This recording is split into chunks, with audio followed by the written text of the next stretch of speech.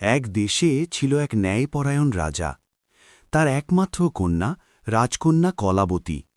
রূপে যেমন সুন্দর, তেমনি বুদ্ধিতে আর হৃদয়ে আরও সুন্দর। কলাবতী প্রাসাদের সোনার ঘরে বড় হলেও তার মন ছিল সাধারণ মানুষের কষ্টে ভরা।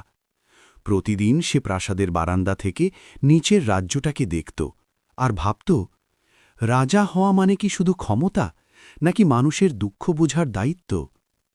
একদিন রাজা অসুস্থ হয়ে পড়লেন। রাজ্য শাসনের ভার পড়ল মন্ত্রীদের হাতে। কিন্তু কয়েকজন মন্ত্রী লোভে পড়ে রাজ্যের টাকা নিজেরাই ভোগ করতে লাগল।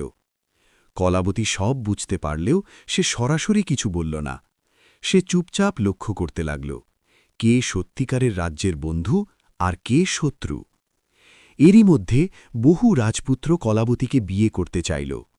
কিন্তু কলাবতীর শর্ত একটাই ছিল, যে শুধু আমাকে নয়, এই রাজ্য আর তার মানুষদেরও ভালোবাসবে, আমি তাকেই জীবনসঙ্গী করব। একদিন এক সাধারণ বেশে এক যুবক প্রাসাদে এল।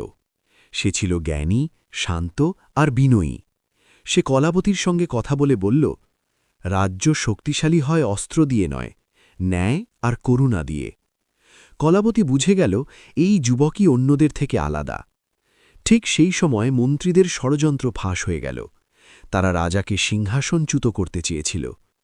কলাবতী সাহস করে রাজদরবারে সব প্রমাণ তুলে ধরল। মন্ত্রীদের শাস্তি হল।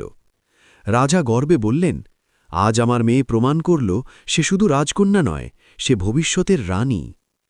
কলাবতী সেই যুবককেই বিয়ে করল।